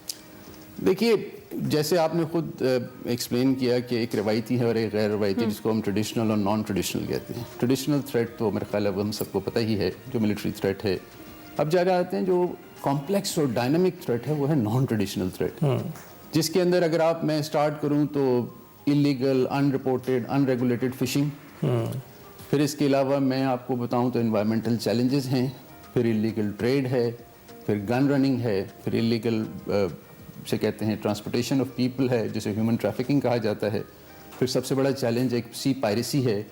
तो ये सारे चैलेंजेस इतने कॉम्प्लेक्स और इतने डायनामिक हैं और ये ट्रांसनेशनल हैं, ये मुझे भी इफ़ेक्ट कर रहे हैं और बाकी रीजनल और एक्स्ट्रा रीजनल कंट्रीज़ को भी इफ़ेक्ट कर रहे हैं। तो इसके लिए ज़रूरत इस बात की है कि जहाँ हम अपनी इंटरनेशनल लेवल के ऊपर एफर्ट्स को सिनर्जाइज किए हुए हैं through conduct of Aman exercises, और इसी लिए ज़रूरत इस बात की है कि हम नेशनल लेवल के ऊपर भी अपने आप को मुतहर्रिक करें ताकि हम अपनी नेशनल एफर्ट्स को एक सिनर्जेटिक एप्लीकेशन के ज़रिए बेहतर से बेहतर बना सकें। और उसी के लिए सन 2024 में सी गार्ड एक्सरसाइज का इनेकाद किया गया और अल्हम्दुलिल्लाह उसका रिस्पांस लास्ट ईयर बहुत अच्छा रहा। इंशाल्लाह ये सेकंड सीरीज ऑफ एक्सरसाइज है and will be stand much better after this exercise इंशाल्लाह। और सर जिस तरीके से भी हम बात कर रहे हैं तो पाकिस्तान नेवी जो इस तरह की डिफरेंट एक्सरसाइजेज हैं, ये जो मशकें हैं, इनके दौरान जो मुख्तलिफ मैरीटाइम फोर्सेज हैं और कानून नाफिज करने वाले जो इदारे हैं उनके दरमियान जो बाहमी ताउन है उसको किस तरीके से फ़रोग देता है? देखिए, जैसे मैंने आपको बताया JMICC हमारा एक बहुत मशहूर इदारा है, जॉइंट मैरीटाइम इंफॉर्मेशन कोऑर्डिनेशन से। ये एक ऐसा इदारा है जो सन 2012 से लेकर के अब तक एक ऐसा फोरम प्रोवाइड कर रहा है कि तमाम नेशनल स्टेक होल्डर्स जिनका आपने जिक्र किया जिसमें कि गवर्नमेंट की मिनिस्ट्रीज शामिल हैं, बहुत फेडरल मिनिस्ट्रीज़, प्रोविंशियल मिनिस्ट्रीज़, फिर गवर्नमेंट डिपार्टमेंट्स, फिर गवर्नमेंट एजेंसीज़। ना सिर्फ ये लोग, इसके अलावा फिशरी सोसाइटीज़, फिर इसके अलावा जो आपकी मुख्तलिफ NGOs हैं वो भी इसमें शामिल हैं, फिर इसके अलावा मुख्तलिफ और मर्केंटाइल मरीन कम्युनिटी के लोग इसमें शामिल हैं। तो ये सारे नेशनल स्टेक होल्डर्स बैठ कर के एक ऐसे फोरम के ऊपर अपनी सिफारिशात को मुरतब करते हैं, और फिर ताकि जब सब बेहतर से बेहतर रिस्पांस जनरेट हो सके अगेंस्ट एनी इम्पीडिंग थ्रेट। राइट, तो कराची पोर्ट और जिस तरह हमारी पोर्ट कासिम है, ये मुमकिन खतरात से कैसे इनको महफूज रखा जाता है? देखिए, कराची पोर्ट हमारे लिए एक बहुत इंपॉर्टेंट पोर्ट है, इसी तरह गवादर एंड इसी तरह पोर्ट कासिम। इसके लिए पाकिस्तान नेवी ने एक फोर्स प्रोटेक्शन बटालियन इंस्टीट्यूशनलाइज की हुई हैं। हमारी फोर्स प्रोटेक्शन बटालियन जो हैं वो कराची पोर्ट का भी दिफा कर रही हैं बहुत मौसर तरीके से, बोथ लैंडवर्ड एंड बोथ सीवर्ड। इसी तरह पोर्ट कासिम का भी है। गवादर पोर्ट के बारे में मैं आपको बताऊंगा कि गवादर पोर्ट जो है वो CPEC का ज्यूल है। गवादर पोर्ट के बगैर CPEC परहैप्स उसकी मटेरियलाइजेशन, उसकी मैनिफेस्टेशन उस तरह हो नहीं पाती। और ये नोड है चाइना पाकिस्तान इकोनॉमिक कॉरिडोर का। उसके लिए ख़ास तौर पे पाकिस्तान नेवी ने टास्क फोर्स 88 इस्टेब्लिश की हुई है। इस टास्क फोर्स 88 में न सिर्फ वाटरबॉर्न एसेट्स हैं, इसमें एयर सर्वेलेंस एसेट्स हैं, इसमें सरफेस एसेट्स हैं, इसमें एक dedicated force protection battalion 3rd FP battalion मौजूद है जो कि गवादर पोर्ट की सेल्फ सिक्योरिटी कर रही है। फिर एडजॉइनिंग सी लेन्स के लिए एक पूरी फोर्स मुरतब की गई है जो कि गवादर पोर्ट की जितनी एडजॉइनिंग सी लेन्स हैं उनको प्रोटेक्ट कर रही है। आने वाले दिनों में इंशाल्लाह जैसे गवादर पोर्ट एक ट्रांसनेशनल पोर्ट बन के सामने आती है, हम समझते हैं कि यहाँ पे मैरीटाइम चैलेंजेस और ज़्यादा होंगे, तो उसके लिए बेहतर ही है। और पाकिस्तान नेवी ने ये ऑलरेडी टास्क फोर्स 88 इस्टेब्लिश की हुई है जो कि इन तमाम चैलेंजेस को मिटिगेट कर सकती है और इन थ्रेट से डील कर सकती है। ज़बरदस्त। और सर, जो इस तरह की एक्टिविटीज़ होती हैं या इस तरह की जो एक्सरसाइजेज होती हैं, ये कितना स्ट्रॉन्ग करती हैं पाकिस्तान नेवी? जिस तरीके से आपने कहा कि मैरीटाइम चैलेंजेस से निपटने के लिए उसे ज़बरदस्त ना होना पड़ता, और वो किस हद तक मज़ीद इससे रेडी होती है? देखिए, किसी भी लर्निंग कर्व के लिए ज़रूरी है कि एक्सरसाइजेज की जाएँ प्रैक्टिकल। जो कुछ के हमने सीखा पढ़ा, वो जब तक हम उसको अप्लाई नहीं करेंगे प्रैक्टिकली सिनेरियो बेस्ड एक्सरसाइजेज के थ्रू, मुख्तलिफ सिमुलेटर्स के थ्रू, मुख्तलिफ टेबल टॉप डिस्कशंस के थ्रू, मुख्तलिफ कोऑर्डिनेशंस के थ्रू, ये लर्निंग कर्व आपका कंप्लीट नहीं होगा। तो ज़रूरत इस बात की है कि बहैसियत एक लर्निंग कर्व पे रहते हुए हम इन एक्सरसाइजेज को रेगुलरली करें, और ये रेगुलरली जितनी रियल टाइम में होंगी और जितनी प्रैक्टिकल होंगी उतना ज़्यादा हमें मौका मिलेगा अपने प्रोसीजर्स को रिव्यू करने का एंड सब्सिक्वेंटली रिफाइन करने का। और जो सबसे बड़ा लेसन है इन एक्सरसाइजेज का वो ये है कि ये exercise they provide us opportunity to see where went wrong and what could have been done right, and I think this is the crux. बिल्कुल बिल्कुल, और ऐसी एक्सरसाइजेज के जरिए ही हम मजीद बेहतरी से बेहतर की तरफ जा सकते हैं। कैप्टन साहब, बहुत शुक्रिया हमें ज्वाइन करने के लिए। कैप्टन अनवर सईद हमारे साथ मौजूद थे। JMICC की अहमियत पर उन्होंने रोशनी डाली है, उसके ऑपरेशंस पर, और इसके साथ साथ सी गार्ड जिसकी अब दूसरी सीरीज जारी है, ये मशकें भी इस वक्त हो रही हैं। नेशनल लेवल पर ये मशकें होती हैं, की वजह से नेशनल नेटवर्क जो खासकर बहरिया का है उसको फरोग मिलता है। ब्रेक के बाद हाजिर होंगे। Welcome back to Express. तो आपको पता है कि जो हमारी मेंटल हेल्थ होती है उसका मजमूई तौर पर हमारी ज़िंदगी पर बहुत ज़्यादा गहरा असर पड़ता है, और जो अच्छी ग़िज़ा है वो ना सिर्फ हमारे जिस्म बल्कि दिमाग को भी तवानाई फराहम करती है, और जो मेंटल हेल्थ है उसके साथ ग़िज़ा का बड़ा गहरा ताल्लुक है। बहुत सी ऐसी ग़िज़ाएँ हैं जो खाने या फिर आप फूड्स कह लें, ऐसी चीज़ें हैं जो इंसान के मूड को बेहतर कर सकती हैं अगर वो उन्हें खाए तो। याददाश्त को तेज़ कर सकते हैं, दिमाग को ज़्यादा मौसर तरीके से काम करने में मदद कर सकते हैं। ख़ासतौर पर सब्ज़ पत्तों वाली सब्जियाँ, फल, हल्दी, डार्क चॉकलेट और बेशुमार ऐसी ग़िज़ाएं हैं जो इंसान की जिस्मानी और ज़हनी सेहत के लिए मुफीद हैं, और इसी पर हमने आज बात करनी है। हम मौजूद हैं माहिर ग़िज़ाइयत मारिया खान। बहुत शुक्रिया हमें ज्वाइन करने के लिए। मारिया, कैसी हैं आप? Thank you so much for having me. बहुत शुक्रिया। अस्सलाम वालेकुम, कैसे हैं आप लोग? बिल्कुल ठीक ठाक। अच्छा, ये बताइएगा, बादाम एक ऐसी ग़िज़ा है जिसके बारे में बरसा बरस और जनरेशन से हमारे जो है ना लोग बताते आ रहे हैं कि आप बादाम खाएं तो आपका जो है जहन बड़ा तवाना हो जाएगा, ताकतवर हो जाएगा। ऐसा कुछ होता है? बिल्कुल ऐसा है कि अब देखें, हमारा जो दिमाग है हमारे जिस्म के अंदर है ना, ये कोई जिस्म से बाहर नहीं है। Right. अब जहाँ आपने मेंटल हेल्थ की बात करें और अगर हम जहानत की बात करें, इंटेलिजेंस की बात करें, तो इंटेलिजेंस भी एक ऐसी चीज है जिसको हम इनहेंस कर सकते हैं। मेंटल हेल्थ ऐसी चीज है कि अगर एक बार वो खराब हो गई है तो हम उसको दोबारा से बेहतर कर सकते हैं। और उसको करने के लिए जो मेन इंपॉर्टेंट चीज है फ्यूल। आपकी बॉडी, ये जो एपरेटस है, इस एपरेटस में आप फ्यूल किस किस्म का इस्तेमाल कर रहे हैं, आया कि वो खालिस आप फ्यूल इस्तेमाल कर रहे हैं या कि नाकिस फ्यूल इस्तेमाल कर रहे हैं, तो सारी कहानी इस पे आ जाती है। तो मेंटल हेल्थ में अगर हम बात करें मेंटल हेल्थ और जहानत के ऊपर, तो सबसे पहले जो सबसे ज्यादा आपके मेंटल हेल्थ को खराब करता है वो पानी का कम इस्तेमाल। मेरी प्रैक्टिस में मैं देख रही हूँ कि जो 99% अवाम है ना, वो पानी जी पीते ही नहीं है। वो सोचते हैं कि बस ठीक है, जब प्यास लगी तो पी लिया, सर्दियों में और पानी नहीं पिया। अच्छा, पानी की कमी से क्या होता है, जितना ज्यादा आपके जिस्म में पानी की कमी होती है उतना ज्यादा आपका स्ट्रेस और एंजाइटी बढ़ता है। ये रिसर्च है। जितना ज्यादा आपके लॉन्गर पीरियड तक अगर आप डिहाइड्रेटेड है, पानी कम पीते हैं और लंबा अरसा आपने गुजार दिया है, तवील मुद्दत, तो सिर्फ 2% मेंटल डिहाइड्रेशन से आपको ये ब्रेन फॉग, डिप्रेशन, एंजाइटी और ये जो भूल जाते हैं हम, मेमोरी लॉस का जो इशू आता है, और ये फर्दर ऑन करके बहुत सी दिमागी जो हमारे अमराज हैं उनका भी सबब बनता है। और उसको आप सदबाब कर सकते हैं सिर्फ और सिर्फ पानी पी के। रोजाना 2 लीटर पानी लाजमी पिए। अब मुझे पता चला है कि मेरे साथ क्या मसला चल रहा है। अच्छा मारिया, जिस तरह से हम बात कर रहे हैं कि जो आपने बताया कि जो फ्यूल है वो ये फूड है और ये डिपेंड करता है कैसे कि फ्यूल आप कैसा ले रहे हैं, अच्छी क्वालिटी का या फिर जो जंक हम खा रहे हैं वो। मूड तो बेसिकली वाकई हम कहते हैं कि अच्छा खाना खाएं तो मूड आपका उसके साथ जो है ना वो डायरेक्टली कनेक्टेड है, तो वो आपका मूड भी अच्छा हो जाता है, बेहतर हो जाता है। मेंटल हेल्थ के लिए आपको क्या लगता है, क्या बेसिक फूड जो हम ले रहे हैं वो ठीक है या फिर कुछ स्पेशल ऐसी ग़िज़ाएं हैं जो हमें जिनका इंटेक करना चाहिए? Right, absolutely. सो अभी हम जैसे बात करें, पहले तो है हम पानी की इंटेक ज्यादा होनी चाहिए अगर हमने मेंटल हेल्थ को ठीक करना है। जैसे उसका डायरेक्ट प्रोपोर्शन हमने गुड फीलिंग के साथ हो गया, आपका स्ट्रेस, एंजाइटी, डिप्रेशन उससे कम होता है। पहला तो आप पानी का इंटेक करें। दूसरा फूड पे आ जाते हैं कि फूड में हमें क्या करना है। फूड में एक और रिसर्च है और ये साइंस है। आपको पता है जो सेरोटोनिन है, जो हमारा हैप्पी हार्मोन है, जो हार्मोन हमें खुश रखता है, उसे सेरोटोनिन कहते हैं। 95%, 95% से ज्यादा वो सेरोटोनिन हमारे गट, हमारे मैदे में पाया जाता है, मैदे और आंतों में, ब्रेन में नहीं होता।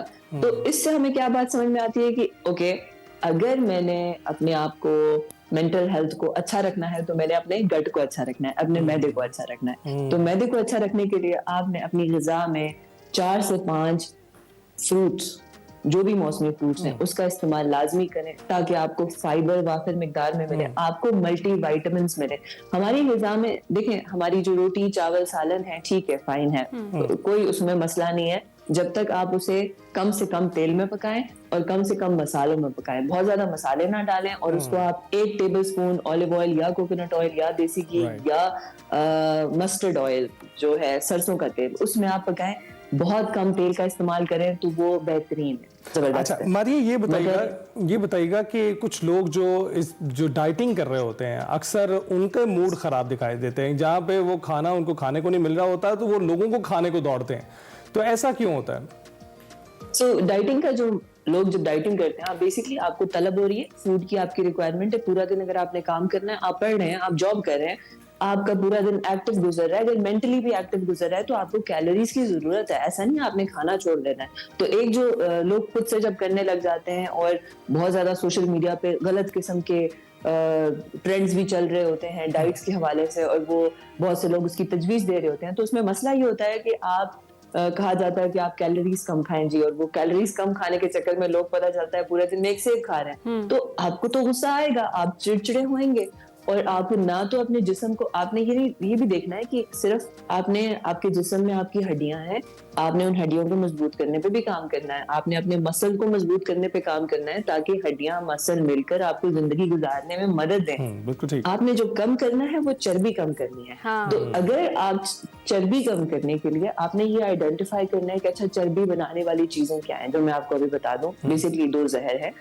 एक तो है जो भी ये ऑयल ऑयल है, बटर है, चीज है, मार्जरीन, कोई भी चीज है जो हाथ में पकड़कर वो नहीं है थोड़ी सी गुई सी होती है, जो स्लिपरी चीज है, ऑयल, बटर, मार्जरीन, चीज, ये सारा वो आपकी बॉडी में जाके चर्बी बनता है। और दूसरा जहर है शुगर, चीनी, ये जो वाइट प्रोसेस चीनी है, इसका इस्तेमाल खत्म करें, निकालें अपनी डेली लाइफ से, और आप देखेंगे कि इसका असर आपकी जो मेंटल स्टेट है, दिमाग में जो तनाव है, वो भी कम हो जाएगा। ओके मारिया, मीनवाइल अली ने अपने लिए प्रिस्क्राइब कर लिया चीज़ें, पूरा उन्होंने लिख लिया कि मैंने ये करना है, ये नहीं करना। अच्छा, वन थिंग मारिया, आपके लिए जिस तरीके से आप एडवोकेसी करती हैं, ख़ास तौर पर कि आप कैसे हेल्दी डाइट प्लान को फॉलो करके हेल्दी रह सकते हैं, आप वैसे जो फूड जो है ना, फूड सप्लीमेंट इंडस्ट्री और जो पैकेज फूड है वो उन लोगों को अपने खिलाफ ज़रूर कर लेती हैं, लेकिन अच्छी चीज़ ये है कि जिस तरीके से आप एडवोकेसी करती हैं कि भाई हम अपने लाइफस्टाइल में अपनी जो नॉर्मल रूटीन की चीज़ें वो इस्तेमाल करके कैसे हेल्दी रह सकते हैं, ये आपके बारे में बड़ी अच्छी चीज़ है। लास्ट टाइम आपने एलिमेंट के बारे में की थी बात, और आज अपने पानी के हवाले से बताया कि कितना ज़्यादा इम्पोर्टेंट है हमारे लिए इसका इस्तेमाल। Thank you so much. और एलिमेंट की बात आपने की, एलिमेंट्स में और जो नट्स होते हैं सारे, अब अल्लाह की जो भी सारी तख्लीक है ना, अल्लाह बिल्कुल बेहतरीन है, परफेक्शन है। उसने हम सब को जब बनाया तो उस सब ने इंसान को बशर के खाने पीने के लिए उसने फ्यूल भी बनाया। अब वो फ्यूल जो उसने बनाया बिल्कुल जबरदस्त बनाया, उसने ये देखा कि इसको सारे ऑर्गन्स ठीक कैसे रहेंगे। तो हम नट्स की बात करते हैं जिसमें बादाम है, चिया सीड, फ्लेक्स सीड, जो सारे नट्स हैं, पंपकिन सीड, ये सारे अपनी डाइट में ऐड करें। इसकी बेस्ट होता है कि एलिमेंट्स खाएं, बादाम खाएं, मगर एक मुट्ठी बादाम रोजाना हर एक इंसान का जो मेजरिंग कप है ना, कितने खाने, तो वो एक मुट्ठी बनाना है। आजकल मेरे पास जो लोग आ रहे हैं वो कहते हैं हम बैठते हैं पूरा जार खा जाते हैं। अगर आप अच्छी चीज भी वाफिर मिकदार में खाएंगे, वो आपका तो उसके भी नुकसान होंगे, खराबी, वो आपके साथ खराबी करेगा। मेरे पास एग्जैक्टली कल ही मेरे एक जो क्लाइंट है, उन्होंने कहा मारिया ये तो सब मेरे कोलेस्ट्रॉल सब खराब हो गया, रिपोर्टें भेज रहे हैं मुझे। मैंने कहा अच्छा तो जब एनालिसिस किया, एनालिसिस में पता चला कि दिन में यूनी का ही स्टेटमेंट था, मारिया पूरा एक बार बैठता हूँ पूरा जार खा जाता हूँ। बिल्कुल, वो कहते हैं कि जार खाएंगे तो excess of everything is bad. किसी चीज की भी है ना, अच्छी चीज की भी एक्सेस वो बुरी होती है। लेकिन मारिया, अब अगला जो महीना आ रहा है, खासकर हम रमजान की बात करते हैं, जब माइंड और मैदा दोनों कता ताल्लुक कर देते हैं, एक दूसरे से कोई ताल्लुक नहीं रहता इनका, ना खाना हो तो बिल्कुल नहीं खाना रोजे के दौरान, और जब खाने लगते हैं तो उस पर टूट पड़ते हैं। क्या सजेशन देंगी? राइट, सो अगेन सबसे पहले मैं एक सवाल मेरा ये कि रमजान जो रोजे रख रहे हैं सब रख क्यों रहे हैं? पहले तो उस मेन चीज से हम कनेक्ट करें कि ये रोजे फर्ज हुए थे, अल्लाह को कोई हुक्म हमसे नाज़िल हुआ, अल्लाह को कोई शौक नहीं था, ऐसे ही विदाउट एनी रीजन के उसने नाज़िल किया। तो मैं अगर समझूं तो रोजे मुसलमानों से पहले सारी कौमों पे फर्ज हुए, ज्यूज के ऊपर, क्रिश्चियंस के ऊपर, मुसलमानों पे आए। बुद्धिज्म में रोजा है, हिंदुइज्म में रोजा है, व्रत होता है उधर, ठीक है। क्यों होता है? ये सारा एक ईथोस है कि अपने अंदर पेशेंस पैदा करें। सारे रिलीजन्स ने कहा कि तुम रोजे रखो ताकि तुम्हारे अंदर पेशेंस आए, सेल्फ कंट्रोल आए, अच्छा उसके अंदर तुम्हारे सब्र आए, तुम्हारी बॉडी की हीलिंग हो, तुम्हारे माइंड की हीलिंग हो, तुम्हारे अंदर सेल्फ कंट्रोल और कंसिस्टेंसी और डिसिप्लिन पैदा करो। तो मकसद सारा ये है। अच्छा, तो अगर ऊपर वाला कुछ फर्ज कर रहा है और कह रहा है कि आप ये करो और इससे आप ये अखज़ करेंगे, तो मैं कनेक्ट करना चाहिए मुझे थोड़ा सा, मैं सबको अर्ज करूंगी प्लीज इस पॉइंट से हम कनेक्ट करें। उसके बाद साइंस आ जाती है। साइंस क्या कहती है इस बारे में? साइंस कहती है कि ये जो प्रोटोकॉल आप इस्तेमाल करते हैं, साइंस ने इंटरमिटेंट फास्टिंग निकाला और उसने कहा आप जब ये करेंगे तो क्या होगा कि बहुत से केसेस में तो कैंसर भी रिवर्स हुआ। ऑटोफेजी का कॉन्सेप्ट है, ऑटोफेजी कहते हैं, वो साइंस ने पूरा स्टडी किया कि क्या होता है कि जब आप ये 16 घंटे आप भूखे प्यासे रहते हैं और 8 घंटे की विंडो में खाते हैं, तो एक प्रोसेस जिस्म जो है इनिशिएट करता है जिसमें आपके सारे डेड सेल्स को आपकी बॉडी से खारिज किया जाता है और आपके सारे न्यू सेल्स की रीजनरेशन होती है। तो ठीक है, अच्छा मुझे डिवाइन खालिक की तरफ से ये ऑर्डर्स हैं और साइंस ये मुझे कहती है, तो मैं इन 30 दिनों को अगर मैं अपने लिए सेहतमंद ग़िज़ा का इंतखाब करूं तो इस 30 दिनों में, ये बड़ा क्रिटिकल महीना आ रहा है, आप अपनी सारी मोहलत बिल्कुल ठीक है, बिल्कुल खत्म कर सकते हैं। Thank you so much. Maria Khan साहिबा हमारे साथ मौजूद थे, जिस तरीके से उन्होंने गाइड किया, आप लोग आ जानी चाहिए अच्छे तरीके से। हम जाएंगे छोटी सी ब्रेक पर, आप कहीं मत जाइएगा। प्रोग्राम के आखिर से में खुशामदीद। अभी हम बात करेंगे यूक्रेन पर रूस के हमले को 3 साल मुकम्मल हो गए और इस हवाले से यूरोपियन कमीशन के सदर के अलावा मुख्तलिफ यूरोपीय ममालिक की क़यादत में यूक्रेन के दारुल-हुकूमत कीव पहुंची और सदर ज़ेलेंस्की के हमरा इस हवाले से बनाई गई यादगार पर शमे रोशन करके यूक्रेन अवाम के साथ इजहार यकजहती भी किया गया। दूसरी जानिब यूक्रेनी सदर ज़ेलेंस्की ने कहा है कि मेरे मुस्ताफ़ी होने से यूक्रेन में अमन आता है तो ओहदा छोड़ने को तैयार हैं, लेकिन उसके साथ साथ उन्होंने एक शर्त रखी है। उन्होंने कहा है कि यूक्रेन को नेटो का रुकन बना दे तो मैं मुस्ताफ़ी हो जाऊंगा। इस वक्त वो बहुत कॉर्नर फील कर रहे हैं और ख़ासकर जो डोनाल्ड ट्रंप के बयानात सामने आ रहे हैं, रूस के साथ जो इस वक्त उनकी कुर्बत है उसकी वजह से ज़ेलेंस्की काफ़ी कॉर्नर फील कर रहे हैं। और अब डोनाल्ड ट्रंप ये बयान भी दे चुके हैं कि जो पुतिन हैं वो पीस कीपर्स जो यूरोप की तरफ से आएंगे उनको बुलाने पर आमादा हो गए। सलामती कौंसिल ने यूक्रेन से मुतल्लिक अमरीकी करारदाद भी मंजूर कर लिया और रूस ने सलामती कौंसिल में यूक्रेन से मुतल्लिक अमरीकी करारदाद में तरमीम करने की कोशिश की मगर वो नाकाम रहा। तो जनाब इसी नोट पर हम आपसे चाहेंगे इज्जत, आपने अपना रखना है बहुत सारा ख्याल, हमें फीडबैक ज़रूर देना, अपना ख्याल रखिएगा। अल्लाह हाफ़िज़।